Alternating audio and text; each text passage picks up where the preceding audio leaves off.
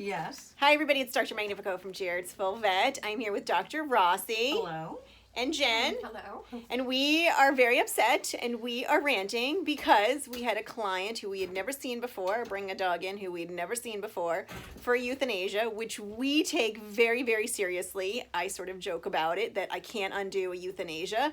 And, you know, we have to understand that we're doing the right thing for the pet. This is not always about the client. It's important that it's about the client, but it's not always about the client. It's what our duty is to take care of that pet, which not everybody agrees with, but that's how we practice medicine. So when you come in with a new pet for euthanasia, we are going to ask you some questions. We're going to make sure, one, it's really your pet, because people can do awful things, including bring pets in that are not theirs, for reasons that I don't quite understand and I don't want to explain, I don't even want to think about. So we have to scrutinize. We have to make sure that that pet is yours and that it's the best interest of that pet that we talk about euthanasia. And we're going to ask you questions and we're going to make sure that we are doing the right thing for all of the right reasons.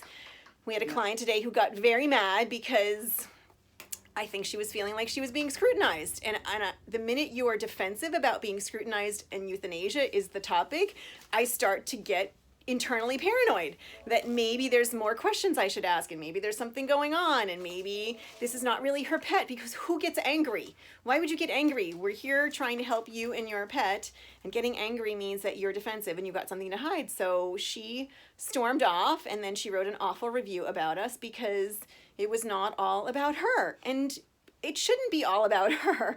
It should be about what is best for your pet and how can we talk about that. And we offer lots of options. It's never about the money. It's how can we help you and your pet? How can we help your pet feel better? How can we, understand it? Sometimes alleviating suffering is euthanasia, and sometimes that is absolutely the right decision. But we all have to be on board, and we all have to go home at night and live with our consciences. And we're all sitting here feeling like because we failed this dog and we made this client angry, and we wonder why we work so hard and why we care so much, because I think life wants you to not care, and I can't go through life feeling like we don't care. So we're sitting here venting, and I'm going to post this because your veterinarian cares. I hope your veterinarian cares. I hope they ask you when you come in for euthanasia and they don't know you. If you go to a vet clinic and they're not asking you anything and they don't know you, why are they doing it? This is not a walk-in euthanasia clinic, and I tell people that all the time. And if you do have a walk-in euthanasia clinic, you have to ask yourself, how do those poor veterinarians live with themselves and sleep at night? So here's our little rant. Do you guys have anything to add? Yes. Hi, I'm Dr. Rossi, and geriatrics are my special interest, and this was very difficult for me because I believe in communicating with the owner. If I don't know you, there's things I need to know. I need to be able to examine your dog. I need to know what's really going on. I cannot help you or your pet. None of us can if we're not all working together, because we're all supposed to be a team for the good of this pet. And the clients are very important to us and how they feel. So things like this are not easy for any of us. Some people forget that we do this on a daily basis, and a euthanasia for us is never easy for whatever reason. We take it very seriously, and we don't believe in euthanasia for convenience or euthanasia for any reason other than it would be in the best interest of the pet.